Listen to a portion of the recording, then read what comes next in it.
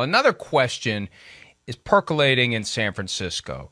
They have Jimmy Garoppolo under contract. As Peter mentioned last segment, John Lynch, the GM of the team, said earlier this week they were very close to trading Garoppolo, and then he goes off-site for shoulder surgery, and that throws a wrench in everything, and they're waiting for him to get healthy. Garoppolo's said within the past couple of weeks he thinks it'll be in time for training camp, so nothing is going to happen there. They want $25 million if he's on the roster week one. He's got a $7.5 million injury guarantee they have to worry about until he's cleared to play, but everyone expects he'll be cleared to play. The real question, and this has been set up under the premise that, and Kyle Shanahan spoke to this effect at the league meetings, the idea was Jimmy moves on and Trey Lance becomes the starter. But, Peter, I have been hearing for months now, and this goes back to last year, because it's not like Lance came in and lit it up, and there was an expectation he was going to play more than he did last year.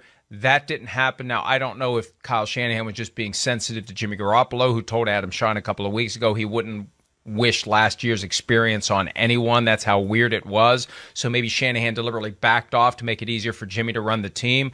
When Lance started against the Texans, he wasn't great. He was good enough to get the win, but it was the Texans, for crying out loud. There's been this lingering, nagging concern that ricochets around the NFL grapevine that they just aren't sure that Trey Lance is ready. And there's extra pressure after you give up 3 first-round picks and a third-round pick to get him. There's extra pressure on the team. There's extra pressure on him. Then you've got Garoppolo still part of the team. I don't know how conducive that is to helping Trey Lance feel appropriately comfortable about going forward as the starter. But that's the great unknown here. Is he ready? And does the team fear that he may not be ready? That may, and maybe, just maybe, we know there's a bust rate at every position in the draft, no matter whether you're first, second, third, first round, second round, third round, anywhere, there's a bust rate. Do we have any confidence, we as the outsiders or they as the insiders, have any confidence that Trey Lance is going to be the guy that they thought when they gave up all that stuff to get him, Peter? That's the real question. Yeah, and it's one of the reasons why, even though I'm sure that at the end of last year there were assurances given to Jimmy Garoppolo that we're going to do everything in our power to find a great home for you. Maybe they actually said to him, we're definitely going to trade you. I don't know, okay? But whatever was said, right now as we sit here on May 6th, if I were the San Francisco 49ers, knowing that you can't really get anything for Garoppolo after surgery, and you might be able to get something closer to training camp, but probably not. I would do the same thing that Jed York did last year. When Jed York, remember, it was around this time last year, he said, "Listen, we will keep Jimmy Garoppolo if that is the best thing for our team." Even though he's got a cap number and is going to make all this money, $24 million, whatever it was. I would do the exact same thing this year, as much as Garoppolo would find it probably distasteful. I guess what I would say to Garoppolo is, what would you rather do? Stay on a team that made the Final Four last year, knowing that there's a very good chance that you're probably going to start more than half the games. Or go to a team where you're the number 2 quarterback, a team that might stink, by the way. That to me, this is what it means sometimes to take a deep breath and to shut up and to basically say that I got to be an adult here, which I think Jimmy Garoppolo very, very much is, by the way, knowing him the way that I do. But I'll just say one other thing, Mike. I think that once Kyle Shanahan last year said, we are not going to have sort of a package every week for Trey Lance. We don't want to confuse the situation. We don't want to make so that every week there's, what's Trey Lance going to do this week? And what, how much is he going to be involved this week? Because it was clear last year that I think that Kyle Shanahan did not want to muddy the waters. He didn't want to have Trey Lance come in at some point play great after maybe Garoppolo had a crummy game or two and say, oh, you got to play Trey Lance. He thought that was going to be too divisive. So now, over the last 3 years, Trey Lance has had basically 3 starts in football. He had a fairly lousy start against Central Arkansas, in his last year of college football.